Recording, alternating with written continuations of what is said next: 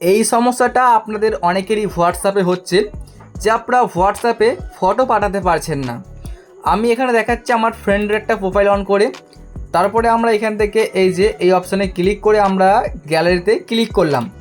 এই সমস্যা হয়তো আপনার সাথেও হচ্ছে, যেমনটা আমার সাথে হচ্ছে।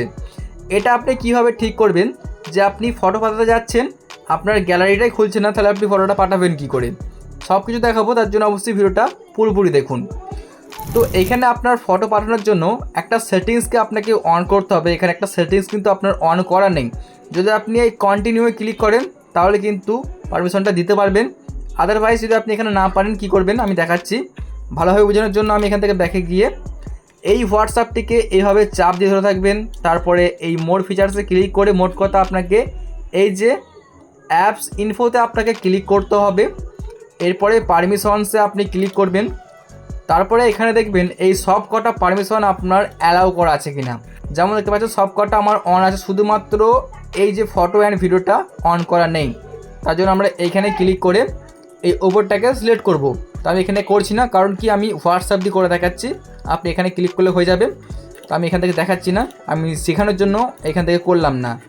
আমি হোয়াটসঅ্যাপটিকে আবারও খুলে নিচ্ছি। আবারও মনে করুন আমরা এখানে ক্লিক করে গ্যালারিতে ক্লিক করছি, এই যে সেম প্রবলেম, কারণ আমরা ওখান থেকে ঠিক করিনি। আমরা এখান থেকে ঠিক করে দেখাবো বলে আমরা ওখান থেকে ঠিক করলাম না। এখানে দেখুন কন্টিনিউ ক্লিক করে দেবেন, বেশি কিছু করার দরকার নেই।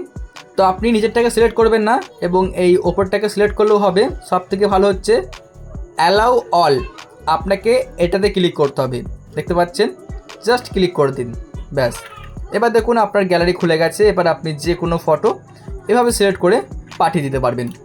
তো বন্ধুরা, আশা করছি আপনারা শিখতে পেরেছেন যে যদি আপনার এরকম ফটো না গেলে কিভাবে আপনি ঠিক করবেন।